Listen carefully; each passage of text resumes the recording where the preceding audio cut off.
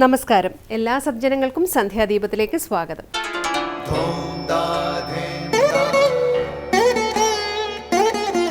ശുഭം ഭവതു കല്യാണമായുസാരോഗ്യവർദ്ധനം സർവദുഃഖ വിനാശായ സന്ധ്യാദീപം നമോസ്തുതേ. നാമം ജപായനം പുണ്യം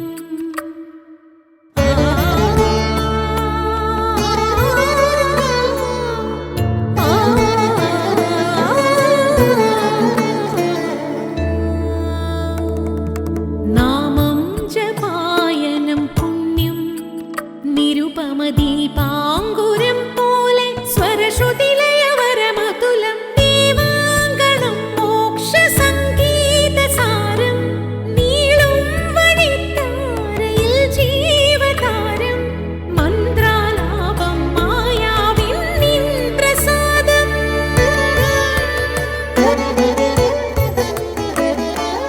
ഇരുൾ നീങ്ങിയുണരുന്ന തെളിനാളദീപം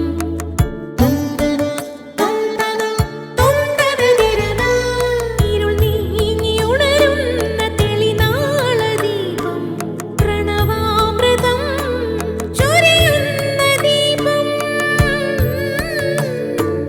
ദീപം ദീപം ദീപം ദീപം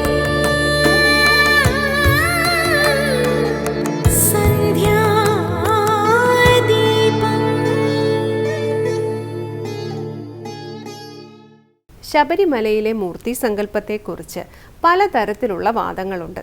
ഈ വാദങ്ങളിൽ വ്യക്തി താൽപ്പര്യം വരെയുണ്ട്. പ്രതിഷ്ഠ അയ്യപ്പനാണോ ശാസ്താവാണോ തുടങ്ങിയ വാദങ്ങൾ പലതാണ്. അതിനനുസരിച്ചുള്ള കഥകളും ഐതിഹ്യങ്ങളും പ്രചാരത്തിലുണ്ട്. വാദങ്ങൾ എന്തായാലും ശബരിമലയിലേത് സന്യാസി ഭാവത്തിലുള്ള ധർമ്മശാസ്താവിൻ്റെ മൂർത്തി സങ്കല്പമാണ്. ധർമ്മത്തെ പരിപാലിക്കുന്ന ഈ ഭാവം മറ്റ് ശാസ്താക്ഷേത്രങ്ങളിൽ നിന്നും വ്യത്യസ്തമായ നൈഷ്ഠിക ബ്രഹ്മചാരി ഭാവമാണ്. പന്തളം കൊട്ടാരത്തിൽ ആയോധന കലകളിലും മറ്റും അഗ്രഗണ്യനായ അയ്യപ്പൻ എന്നൊരാളുണ്ടായിരുന്നുവെന്നും അദ്ദേഹം ധർമ്മശാസ്താവിൻ്റെ ഉപാസകനായിരുന്നുവെന്നും പറയപ്പെടുന്നു.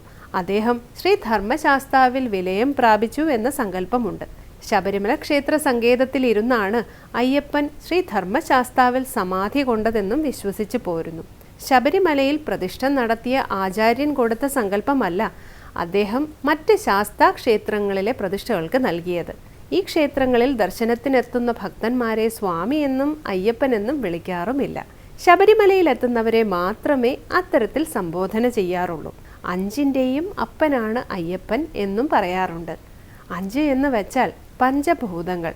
ഈ പഞ്ചഭൂതങ്ങളെയും അതിക്രമിച്ച സാധകനാണ് ശബരിമലയിൽ ദർശനത്തിനെത്തുന്ന എല്ലാ ഭക്തരും.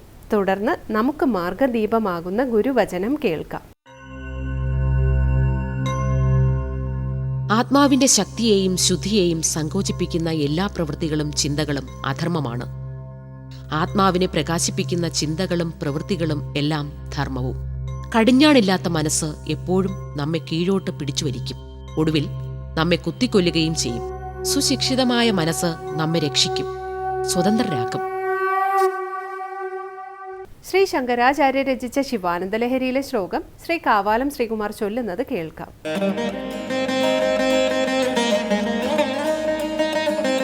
അരഹസി രഹസി സ്വതന്ത്ര ബുദ്ധ്യാ വരിവസിതും സുലഭ പ്രസന്നമൂർത്തി അഗണിത ഫലദായക പ്രഭുർമേ ജഗദധികോ ഹൃദി രാജശേഖരോസ്തി. അർഹസി രഹസി സ്വതന്ത്ര ബുദ്ധ്യാ വരിവസിതും സുലഭ പ്രസന്നമൂർത്തി അഗണിത ഫലദായക പ്രഭുർമേ ജഗദധികോ ഹൃദി രാജശേഖരോസ്തി.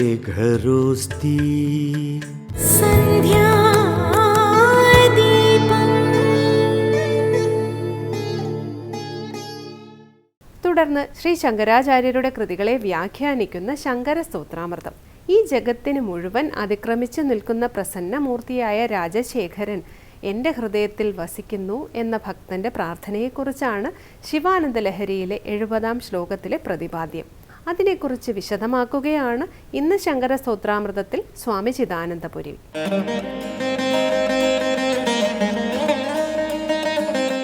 ശ്രീ ശങ്കര സ്തോത്രകൃതികളിൽ 70-ാമത്തെ ശ്ലോകമാണ് നമ്മൾ ശ്രദ്ധിക്കുന്നത്. അവിടെ ഈ ജഗത്തിനുപരിയുള്ള ഭഗവാൻ രാജശേഖരൻ, ചന്ദ്ര കലാധരനായ പരമശിവൻ എൻ്റെ ഹൃദയത്തിൽ ഉണ്ട്, വസിക്കുന്നു എന്ന് പറയുക ചെയ്തത്.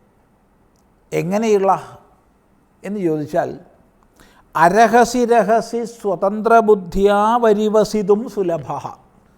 വരിവസ്യ എന്ന് പറഞ്ഞാൽ ആരാധനയാണ്. വരിവസിതും എന്ന് പറഞ്ഞാൽ ആരാധിക്കാൻ, പൂജിക്കാൻ.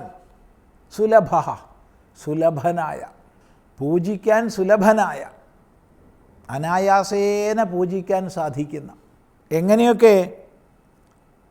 രഹസി അരഹസി ച, രഹസ്യത്തിലും അരഹസ്യത്തിലും. എങ്ങനെ? സ്വതന്ത്ര ബുദ്ധിയ, സ്വതന്ത്ര ബുദ്ധിയോടുകൂടി.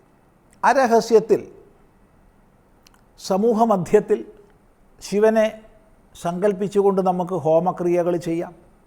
അതുപോലെ ബാഹ്യമായി ശിവലിംഗത്തെ അലങ്കരിച്ച് പൂജകൾ ചെയ്യാം.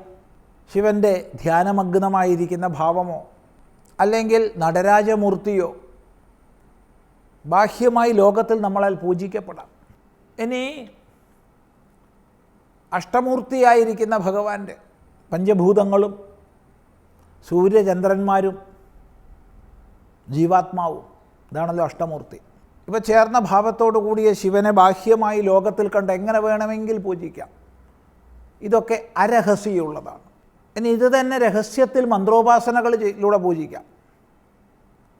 ബാഹ്യമായ പൂജകൾക്കൊക്കെ അപ്പുറത്ത് രഹസ്യമായി സൂക്ഷ്മമായി ചെയ്യേണ്ടുന്ന മന്ത്രോപാസനകൾ, അല്ലെങ്കിൽ ആൾക്കൂട്ടത്തിലല്ലാതെ രഹസ്യത്തിൽ വെച്ച് ചെയ്യേണ്ടുന്ന തരം ഉപാസനാക്രമങ്ങൾ, ധാരണാധ്യാനങ്ങൾ. ധാരണ ചെയ്ത് ഭഗവാനെ മനസ്സിൽ ഉറപ്പിക്കുന്നത് പൊതുവായിട്ടല്ല, അത് വ്യക്തിപരമായ സാധനയാണ്. അങ്ങനെ ധാരണയിലൂടെ ഭഗവത് തത്വത്തിൽ മാത്രം ഉറച്ച അന്ധകരണത്തോടുകൂടി ധ്യാനനിഷ്ഠനായി അല്ലെങ്കിൽ ധ്യാനമഗ്നനായി ഇരിക്കുന്നത് രഹസ്യത്തിലാണ്.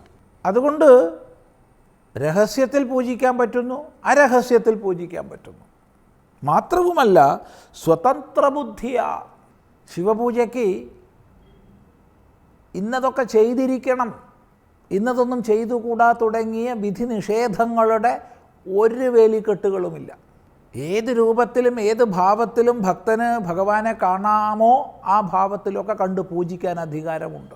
ഇവിടെ തന്നെ നമ്മൾ ശ്രദ്ധിച്ചു, നടന്ന് തേഞ്ഞ ചെരുപ്പ്, വായിൽ കവിൾ കൊണ്ട് കൊണ്ടുവന്നിട്ടുള്ള വെള്ളം, കടിച്ച് രുചി നോക്കി നല്ലതാണെന്നുറപ്പിച്ച ഇറച്ചിക്കഷ്ണം, ഇതൊക്കെ കൊണ്ട് പൂജിച്ചിട്ട് വനചരൻ ഭക്താവതംസമായ ചരിത്രം നമ്മൾ പഠിച്ചു.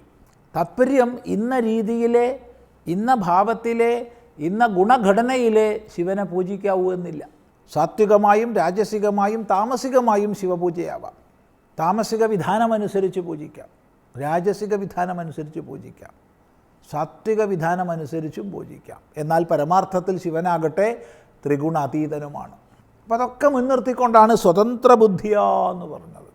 അപ്പോൾ സ്വതന്ത്ര ബുദ്ധിയോടുകൂടി രഹസ്യത്തിലും അരഹസ്യത്തിലും വരിവസിതും സുലഭ, പൂജിക്കാൻ സുലഭനാണ് ഭഗവാൻ. അങ്ങനെയുള്ള ചന്ദ്രശേഖരൻ പ്രസന്നമൂർത്തി, പ്രസന്നമായ മൂർത്തിയോടുകൂടിയ ചന്ദ്രശേഖരൻ. എങ്ങനെയുള്ളവൻ? അഗണിത ഫലദായക, ഗണിക്കാനാവാത്ത ഫലത്തെ പ്രദാനം ചെയ്യുന്നവൻ. ശിവോപാസനയുടെ ഫലം ഇന്നതാണെന്ന് പറഞ്ഞ് ഒതുക്കാൻ ആർക്കും സാധ്യമല്ല. പരമമായ മുക്തിഫലത്തെ തരുന്നതാണ്. നേരത്തെ പറഞ്ഞു, ശിവഭക്തനെ മുക്തിയാകുന്ന വധു, യുവതി ആലിംഗനം ചെയ്യുന്നെന്ന് പറഞ്ഞു. അപ്പോൾ മുക്തിപര്യന്തമുള്ള ഫലത്തെ പ്രദാനം ചെയ്യുന്നതാണ്.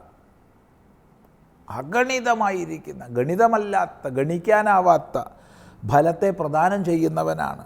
അങ്ങനെയുള്ളവനാണ് എൻ്റെ പ്രഭു. അവൻ ആരാ? ജഗദധികഃ. വേദത്തിൽ ഏതാവാൻ അസ്യ മഹിമ, ഈ കാണാകുന്ന സകലവും ഈശ്വരൻ്റെ മഹിമയാണെന്ന് പറഞ്ഞിട്ട് ഉടനെ അതോ ജ്യായാംശ്ച പുരുഷ, അതിനുമുപരിയാണ് ഈശ്വര മഹിമ എന്ന് പറയും. അത്യധിഷ്ഠദശാങ്കുലം, 10 അങ്കുലം കൊണ്ട്, ഒരങ്കുലം കൊണ്ട് ഈ പ്രപഞ്ചം മുഴുവനായാൽ 10 അങ്കുലം അതിക്രമിച്ച് നിൽക്കുന്നു എന്ന് വേദം പറയും. അങ്ങനെ ഈ ജഗത്തിനെ അധികരിച്ചു നിൽക്കുന്ന ഭഗവാൻ, അങ്ങനെയുള്ള ഭഗവാൻ എൻ്റെ ഹൃദയത്തിൽ നിവസിക്കുന്നു എന്ന് വെളിപ്പെടുത്തുകയാണ് ഭക്തൻ.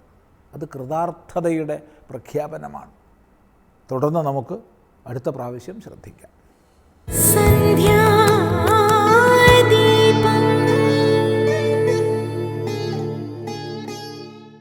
ഏറ്റവും ഒടുവിൽ ദീപാരാധനയാണ്. ക്ഷേത്ര സന്നിധിയിലെത്തി അവിടുത്തെ പ്രതിഷ്ഠാവിശേഷങ്ങളും ആരതിയും തൊഴുതുമടങ്ങാം. എല്ലാവർക്കും നമസ്കാരം.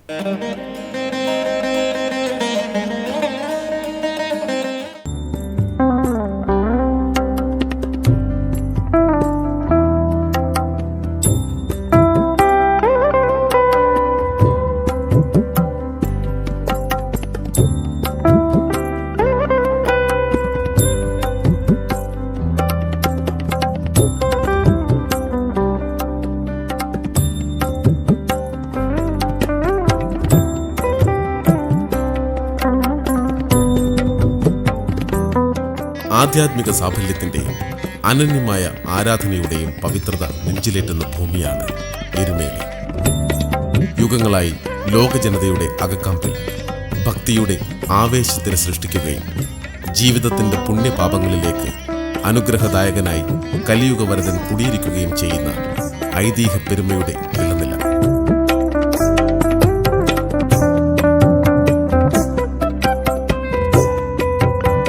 കേവലമായ വിശ്വാസത്തിനപ്പുറം ഒരു സംസ്കൃതിയുടെ പുരാവൃത്തങ്ങളിൽ മഹത്വത്തിന്റെയും കൂട്ടായ്മയുടെയും ഊഷ്മളമായ ബന്ധത്തിന്റെയും ചെപ്പേടുകളാണ് എരുമേലി എന്ന കൊച്ചുപട്ടണം.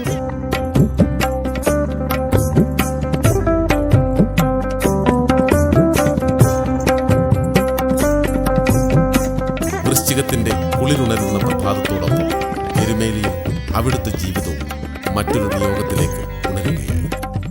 കലിയുഗവരദനായ സർവാഭീഷ്ടദായകനായ സാക്ഷാൽ ശ്രീ ധർമ്മശാസ്താവിന്റെ പാദസേവകരായി ഭക്തജനലക്ഷങ്ങൾ 18-ാം പടി ലക്ഷ്യം വെച്ച് നീങ്ങുമ്പോൾ ആ തീർത്ഥയാത്രയ്ക്ക് സർവവിധ അനുഗ്രഹങ്ങളുമേകി ഭക്തന്റെ മനസ്സിൽ ശക്തിയും ചൈതന്യവും പകർന്ന് ചരിത്രത്തിന്റെയും ഐതിഹ്യത്തിന്റെയും മറ്റൊരു കാവൽ കോട്ടയായി വിരാജിക്കുകയാണ് എരുമേലി.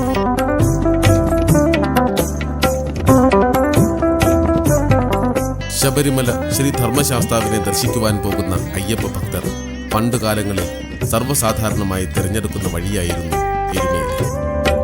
18 മലകൾക്കും അധിപനായി വിരാജിക്കുന്ന അയ്യപ്പന്റെ വീരേതിഹാസങ്ങൾ നിറഞ്ഞുകിടക്കുന്ന മണ്ണാണ് എരുമേലിയും എരുമേലിയിൽ നിന്നുള്ള യാത്രാ വഴികളും.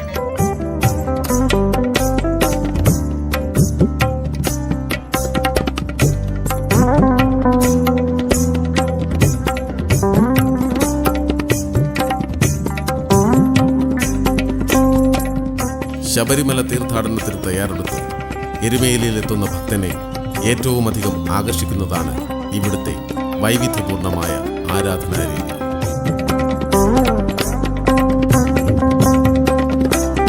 എരുമേലിയിൽ കുടികൊള്ളുന്ന പ്രമുഖമായ ശാസ്താക്ഷേത്രമാണ് എരുമേലി ധർമ്മശാസ്താ ക്ഷേത്രം. ഭക്തമനസ്സുകളിൽ ഈ ക്ഷേത്രം വലിയമ്പലം എന്നറിയപ്പെടുന്നു. ശബരിമല തീർത്ഥാടന വേളയിലെ മുഖ്യ ഇടത്താവളമെന്ന ഖ്യാതി മാത്രമല്ല എരുമേലിക്കുള്ളത്. അയ്യപ്പസ്വാമിയുടെ വീരസാഹസിക കർമ്മങ്ങൾക്ക് സാക്ഷിയാകാനുള്ള ഭാഗ്യം സിദ്ധിച്ച പുണ്യഭൂമി കൂടിയാണ് ഇവിടെ. അയ്യപ്പൻ മഹിഷി നിഗ്രഹാർത്ഥമാണ് ഇന്നത്തെ എരുമേലിയിലെത്തിയത്. ഈ സംഭവവുമായി ബന്ധപ്പെട്ടാണ് എരുമേലി എന്ന സ്ഥലനാമം രൂപം കൊണ്ടത്. മഹിഷി എന്നാൽ മലയാളത്തിൽ എരുമയും, മഹിഷിയെ അതായത് എരുമയെ കൊന്ന സ്ഥലം എരുമേലിയുമായി. എരുമ കൊല്ലി കാലാന്തരത്തിൽ എരുമേലിയായി മാറിയെന്നും പഴമക്കാർ പറയുന്നു. എന്നാൽ എരുമേലി എന്ന സ്ഥലനാമവുമായി ബന്ധപ്പെട്ട് മറ്റൊരു അഭിപ്രായമുണ്ട്. ഏറുമാലി എന്ന പേര് കാലാന്തരത്തിൽ എറുമാലിയും എരുമേലിയുമായി മാറി എന്നുള്ളതാണ്.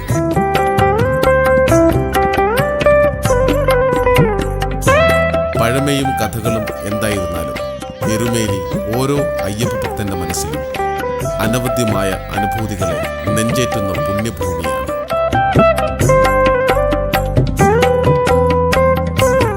എരുമേലി വലിയമ്പലം എന്ന ധർമ്മശാസ്ത്ര ക്ഷേത്രത്തിൽ പ്രധാന മൂർത്തിയായി ശാസ്താവ് പരിലസിക്കുന്നു. കയ്യിൽ അമ്പ് പിടിച്ചു നിൽക്കുന്ന രീതിയിലാണ് ഇവിടുത്തെ പ്രതിഷ്ഠ. കിഴക്കോട്ടാണ് ദർശനം. റാന്നി കർത്താവിന്റെ കീഴിലെ ഉദ്യോഗസ്ഥനായിരുന്ന ആലമ്പള്ളി മില്ലുക്കാർ പണിതീർത്ത ക്ഷേത്രമാണെന്നാണ് പുരാവൃത്തം. റാന്നി കർത്താവിന്റെ കീഴിലെ ഉദ്യോഗസ്ഥ പേരാണ് മില്ലുക്കാർ എന്നുള്ളത്. ഒരിക്കൽ മില്ലക്കാരൻ ഭാര്യ സമേതം തിരുവമ്പാടി ക്ഷേത്രത്തിലെ ഉത്സവത്തിന് പോയപ്പോൾ അപമാനിക്കപ്പെടുകയുണ്ടായിട്ടുണ്ട്. ഇതിനുശേഷം സ്വന്തമായൊരു ക്ഷേത്രം നിർമ്മിക്കാൻ മില്ലക്കാരൻ തീരുമാനിച്ചു. തുടർന്ന് ജ്യോതിഷിയുടെ നിർദ്ദേശപ്രകാരം പമ്പയാറ്റിൽ മുങ്ങിയപ്പോൾ ഒരു വിഗ്രഹം ലഭിച്ചു. പിന്നീട് ആലമ്പള്ളി പുരയിടത്തിൽ പയർ വിതച്ച് പൂവും കായുമായപ്പോൾ പശുവിനെ അഴിച്ചുവിട്ട് പയർ തിന്ന പശു വിശ്രമിച്ച സ്ഥലത്ത് പ്രതിഷ്ഠ നടത്തി ക്ഷേത്രം പണിതു എന്നാണ് ഐതിഹ്യം. 3 പൂജയാണ് എരുമേലി വലിയമ്പലത്തിൽ. താഴമൺ കുടുംബത്തിനാണ് തന്ത്രാധികാരം. ഇവിടെ ഉപദേവതയായി ഭഗവതിയും നാഗരുമുണ്ട്. കുംഭത്തിലെ ഉത്രം ആറാട്ടായി 10 ദിവസത്തെ ഉത്സവം നടത്തും. എരുമേലി പേട്ടതുള്ളൽ അവസാനിക്കുന്നത് ഈ വലിയമ്പലത്തിലാണ്.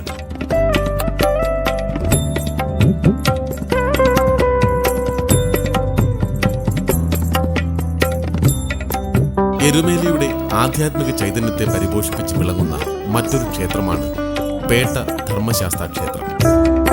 കൊച്ചമ്പലം എന്നാണ് ഇതറിയപ്പെടുന്നത്.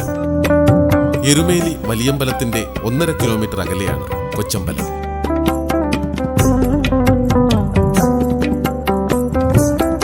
മഹിഷിയെ നിഗ്രഹിച്ച അയ്യപ്പൻ അവതാര പുരുഷനാണെന്ന് മനസ്സിലാക്കിയ വെള്ളാള സമുദായക്കാരായ പുത്തൻ വീട്ടിലെ അമ്മൂമ്മയുടെ ആഗ്രഹപ്രകാരം മകൻ പെരുശ്ശേരി പിള്ളയാണ് ഈ ക്ഷേത്രം പണിതീർത്തത്.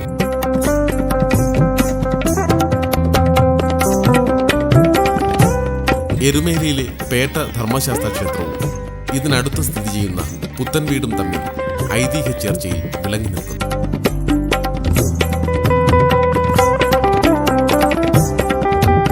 ഇത് എരുമേലി പെരുശ്ശേരി പുത്തൻ വീട്. മഹിഷി നിഗ്രഹം എന്ന അവതാര ദൗത്യത്തിന് പുറപ്പെട്ട സാക്ഷാൽ ശ്രീ അയ്യപ്പന്റെ അഭയമേകിയ മുത്തശ്ശി ഗൃഹം. പുണ്യപുരാതനമായ ഈ ഗൃഹത്തിൽ അയ്യപ്പൻ ഒരു രാത്രി താമസിച്ചു എന്നാണ് ഐതിഹ്യം.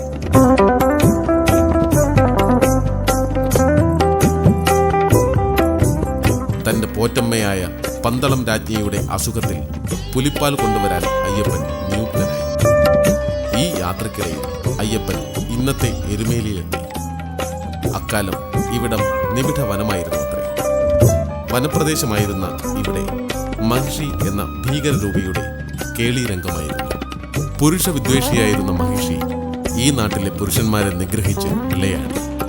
അക്കാലങ്ങളിൽ രാത്രി സമയം ഇവിടുത്തെ വീടുകളിൽ പുരുഷന്മാർ അന്തി ഉറങ്ങാറില്ലായിരുന്നു പോലും.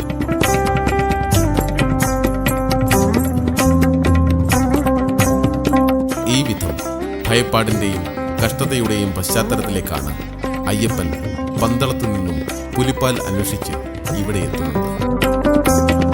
അന്തിക്ക് അഭയം ചോദിച്ച് അയ്യപ്പൻ പുത്തൻ വീട്ടിലെത്തി. അവിടെ പ്രായം ചെന്ന ഒരു സ്ത്രീ മാത്രമേ ഉണ്ടായിരുന്നുള്ളൂ. രാത്രി അവിടെ പുരുഷന്മാർ അന്തി ഉറങ്ങുന്നത് അപകടമാണെന്ന് പറഞ്ഞിട്ടും അയ്യപ്പൻ വഴങ്ങാതെ അവിടെ തന്നെ ചാണകത്തറയിൽ തലചായ്ച്ചു. പുത്തൻ വീട്ടിലെ ചാണകത്തറയിൽ അന്തി ഉറങ്ങിയ അതിഥിയെ പിറ്റേന്ന് പ്രഭാതത്തിൽ എഴുന്നേറ്റ് നോക്കിയ മുത്തശ്ശിക്ക് കാണാൻ കഴിഞ്ഞില്ല. പകരം തന്റെ വീടിന് അകലെയല്ലാതെ കുളക്കരയിൽ ഭീകരരൂപിണിയായ മഹിഷി നിഗ്രഹിക്കപ്പെട്ട് കിടക്കുന്നതാണ് മുത്തശ്ശി കണ്ടത്. മഹിഷി നിഗ്രഹം നടത്തിയ സാക്ഷാൽ അവതാരമൂർത്തിയായ അയ്യപ്പനായിരുന്നു തന്റെ അതിഥിയായി എത്തിയത് എന്ന് മുത്തശ്ശി അപ്പോഴാണ് മനസ്സിലാക്കിയത്. മഹിഷി നിഗ്രഹം നടത്തിയ ഉടവാൾ മുത്തശ്ശി വീടിന്റെ ഉമ്മറത്ത് സമ്മാനിച്ചാണ് അയ്യപ്പൻ അവിടെ നിന്നും യാത്രയായത്.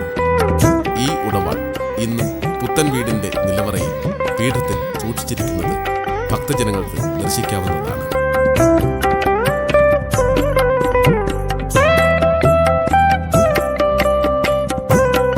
പെരുശ്ശേരി പിള്ളമാർ എന്നറിയപ്പെടുന്ന ഈ കുടുംബത്തിന്റെ അനന്തരാവകാശികൾ തലമുറകളായി ഈ ഉടവാളിന് മുന്നിൽ ദീപം തെളിയിക്കുന്നു.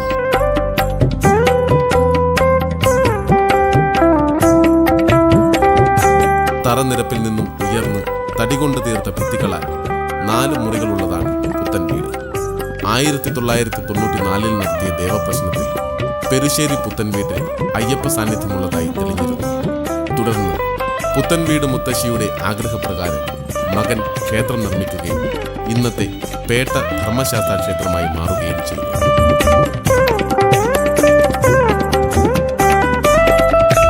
ക്ഷേത്രകാര്യങ്ങൾ പുത്തൻ വീട്ടുകാരാണ് നടത്തിയിരുന്നതെങ്കിലും മേൽപ്പാഴൂർ മനയ്ക്കായിരുന്നു ക്ഷേത്രത്തിന്റെയും സ്ഥലത്തിന്റെയും ജന്മാവകാശം.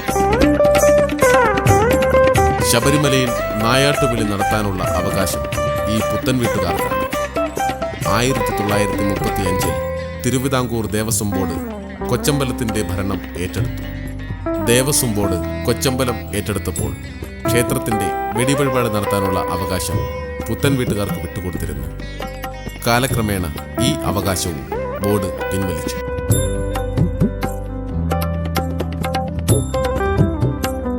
മണ്ഡലമാസം ഉണരുമ്പോൾ എരുമേലി കൊച്ചമ്പലം മുതൽ വലിയമ്പലം വരെ കാണുന്ന സർവ്വസാധാരണമായൊരു കാഴ്ചയാണ് പേട്ടതുള്ളൽ. ഭക്തിയുടെയും സമർപ്പണത്തിന്റെയും പ്രകടിത രൂപം കൂടിയാണ് പേട്ടതുള്ളൽ. പേട്ടതുള്ളലിന്റെ ഉത്ഭവവുമായി ബന്ധപ്പെട്ട് നിരവധി ഐതിഹ്യങ്ങളുണ്ട്. അയ്യപ്പൻ മഹിഷി നിഗ്രഹം നടത്തിയതിനു ശേഷം ജനങ്ങൾ നടത്തിയ ആഹ്ലാദ പ്രകടനമാണ് പേട്ടതുള്ളൽ എന്നാണ് ഒരു വിശ്വാസം. പേട്ടതുള്ളലിന്റെ മറ്റൊരു ഐതിഹ്യം ഇങ്ങനെയാണ്. ശബരി എന്ന താപസിയുടെ ആശ്രമത്തിന് സമീപത്തായി പരശുരാമൻ പ്രതിഷ്ഠ നടത്തിയ ശാസ്താക്ഷേത്രം മറവപ്പട കൊള്ളയടിച്ചു. ക്ഷേത്രം പിടിച്ചെടുത്ത് പുനർനിർമ്മിച്ച് പ്രതിഷ്ഠ നടത്തണമെന്ന് അയ്യപ്പൻ ആഗ്രഹിച്ചു. ഇതിനായി താൻ തയ്യാറാക്കിയ പടയാളികൾ മുഴുവൻ നിശ്ചിത ദിവസം എരുമേലിയിൽ എത്തണമെന്ന് അയ്യപ്പൻ നിർദ്ദേശിച്ചു. ഈ സമയം അയ്യപ്പനെ സഹായിക്കാൻ അമ്പലപ്പുഴ സൈന്യവും ആലങ്ങാട്ട് സൈന്യവും അയ്യപ്പനോടൊപ്പം ഉണ്ടായിരുന്നുവെന്ന് വിശ്വസിക്കുന്നു. മറവപ്പടയെ തുരത്താൻ അയ്യപ്പന്റെ നേതൃത്വത്തിൽ പുറപ്പെട്ട സൈന്യത്തിന്റെ ജയഭേരി മുഴക്കിയുള്ള യാത്രയുടെ ഓർമ്മയാണ് പിന്നീട് പേട്ടതുള്ളൽ എന്ന ചടങ്ങായി മാറിയത്.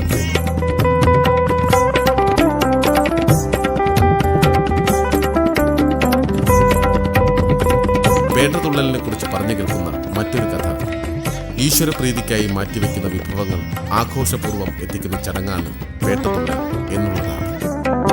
ഐതിഹ്യവും വിശ്വാസവും എന്തു തന്നെയായാലും ഒരു സംസ്കൃതിയുടെ ഊർജ്ജരേണുക്കളുടെ ഊറ്റം കൊള്ളലാണ് പേട്ടതുള്ളൽ.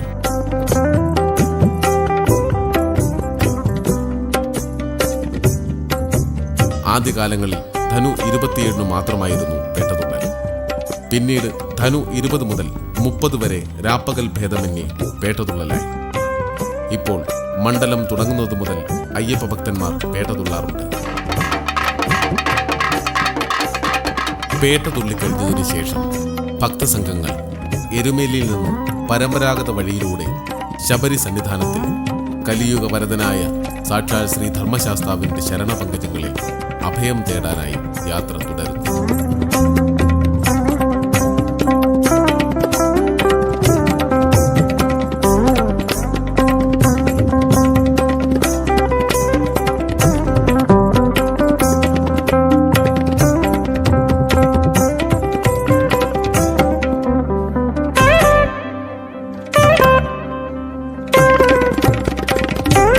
സനാതനമായ ഒരു സംസ്കൃതിയുടെ അകമ്പൊരുൾ ഉദ്ഘോഷിക്കുന്ന കൂട്ടായ്മയും സൗഹൃദവും നെയ്യൊരുക്കങ്ങളും സമ്മാനിക്കുന്ന പഴമയിലേക്കാണ് എരുമേലിയും ഇവിടുത്തെ ക്ഷേത്ര സംസ്കാരവും നമ്മെ സ്വാഗതം ചെയ്യുന്നത്.